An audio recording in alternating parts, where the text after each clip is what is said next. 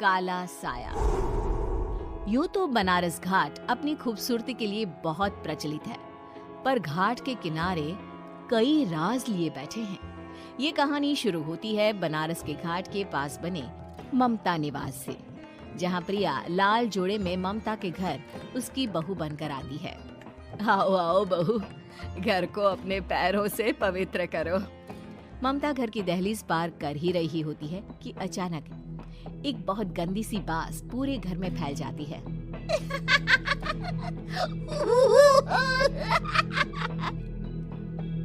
ये बदबू और ये आवाजें, ये कौन हंस रहा है माँ? अब ये पड़ोसी ना हमारे थोड़े अलग से है। कहाँ हम शाकाहारी और ये मांस मच्छी खाने वाले।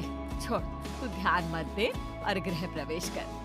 और हाँ बहू, अपनी सास की एक बात हमेशा याद रखना, इन पड़ोसियों से तो कभी बात नहीं करेगी। अच्छे लोग नहीं है ये।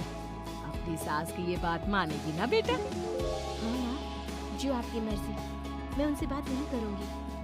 अगले दिन प्रिया अपनी पहली रसोई बनाने रसोई घर में जाती है। ये छोटी बात तो नाक में जा रही है। एक काम करती हूँ, खिड़की खोल देती हूँ। प्रिया खिड़की खोलने जाती है। इतने जाले, लगता है इस खिड़की को कभी खोला ही नहीं गया। पर ऐसा क्यों? ओह, नॉन वेज की स्मेल आती होगी ना। 2 मिनट के लिए खोल लेती हूँ, फिर बंद कर दूंगी। प्रिया खिड़की खोलती है। खिड़की खोलते ही उसकी नजर सामने वाले घर की खिड़की पर पड़ती है, जहाँ एक लड़की खड़ी होती है।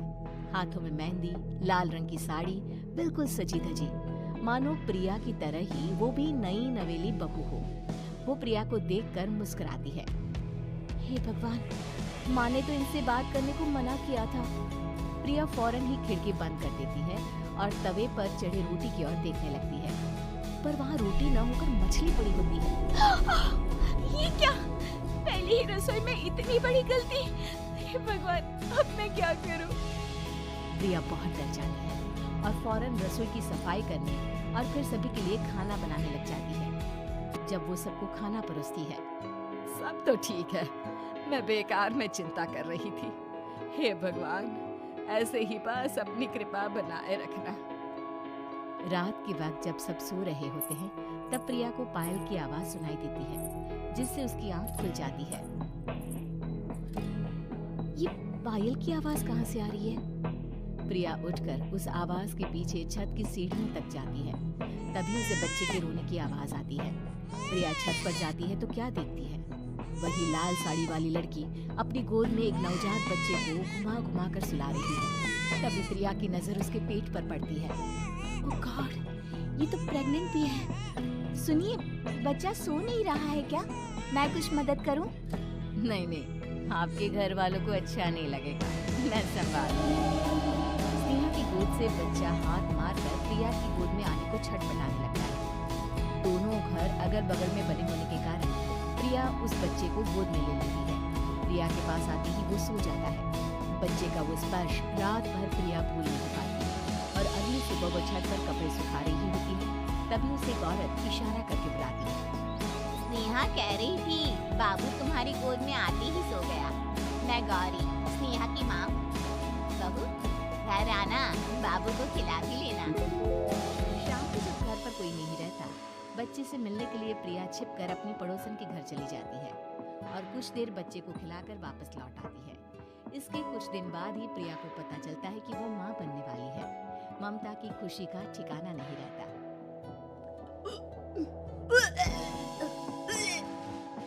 जी, पता नहीं क्यों उल्टी आ रही है। प्रिया भागती हुई वॉशरूम में जाती है तो हरे और लाल रंग की उल्टी करती है। उस उल्टी में से कीड़े निकलते हैं। ये क्या? खून और ये कीड़े! माँ! माँ! प्रिया की आवाज सुनकर ममता दौड़ कर आती है, पर बेसिन में कुछ नहीं होता। प्रिया हल्की पक्की हो जाती है। ये सब क्या हो रहा है? प्रिया बेड पर जाती है और अपने कमरे में जाकर सो जाती है। डर के कारण वो इतनी थक जाती है कि उसकी आँख खुल जाती है। तब उसे ऐसा लगता है उसके पेट पर माँ कोई बैठा हुआ हो। कौन हो? प्रिया के पेट पर एक 5 महीने की बच्ची बैठी हुई थी, जो बुरी तरह जली हुई थी। माँ, तुम ही मुझे लाई ना अपने पेट में। मैं तुम्हारी माँ नहीं हूँ। कौन हो तुम? माँ, देखो मैं जल गई बुरी तरह से। 6 महीने पेट में रहने को भी मुझे नहीं मिला। सहला दो ना माँ। बचाओ, बचाओ, माँ। ममता दौड़कर कमरे में आती है। प्रिया की बातें सुनकर वो सब समझ जाती है। तू कहीं बगल वाले घर में तो नहीं जाकर आई ना बहू? मुझे माफ कर दो, मैं गई थी माँ। उस घर में सब मरे हुए हैं बहू। कई साल पहले स्नेहा उस घर में बहू बनकर आई थी। कुछ ही दिन में वो एक बच्चे को जन्म देने वाली थी। पूरा घर बच्चे के आने की खुशी में खोया था। एक दिन अचानक उस घर में आग लग गई। सब बुरी तरह जलकर मर गए। गौरी आज भी दादी बनने का इंतजार कर रही है और इसीलिए स्नेहा ने अपना अजन्मा बच्चा तुम्हारी कोख में डाल दिया। ममता ये कह रही होती है कि पीछे से उसके पैरों को एक बच्चा पकड़ लेता है। दादी, दादी। माँ, स्नेहा की गोद में यही बच्चा था। ये बच्चा कौन है फिर? तेरी मौत है। तेरी भी दादी। जिस जिसका ममता को डर था वही हो गया। ममता निवास के ऊपर मौत ने चादर बिछा दी थी। प्रिया का पेट ऐसे बढ़ जाता है मानो 9 महीने का हो। 2 हाथ उसके पेट से बाहर निकलते हैं।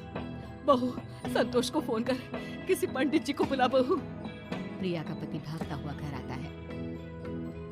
ये तो होना ही था माँ। तेरा पाप तेरे सामने आ गया तो तू सह नहीं पा रही है। स्नेहा घर में आग लगी नहीं थी, माँ ने लगाई थी प्रॉपर्टी की लालच में। और वो बच्चा मेरी पहली पत्नी का बच्चा, मेरा बेटा, जो कि उस आग की चपेट का शिकार हो गया। मैंने तुमसे ये सब माँ के कहने पर छुपाया था। मुझे माफ कर दो प्रिया। तुम अगर चाहो तो यहाँ से जा सकती हो। मैं तुम्हें किसी भी बंधन में रखना नहीं चाहता। मेरी शादी हुई है आपसे, मैं आपको छोड़ नहीं सकती, पर उससे पहले हमें स्नेहा, उसकी माँ और बच्चे की आत्मा की शांति करवानी होगी। संतोष और ममता गौरी के घर जाते हैं। अंदर सब कुछ जला हुआ होता है। जमीन पर जली हुई लाशें बिखरी हुई थी। ममता रो रो कर अपने करने की माफी गौरी से मांगती है। प्रिया स्नेहा के घर वालों का अंतिम संस्कार करवा देती है और ममता निवास फिर से आत्माओं के साए से मुक्त हो जाता है।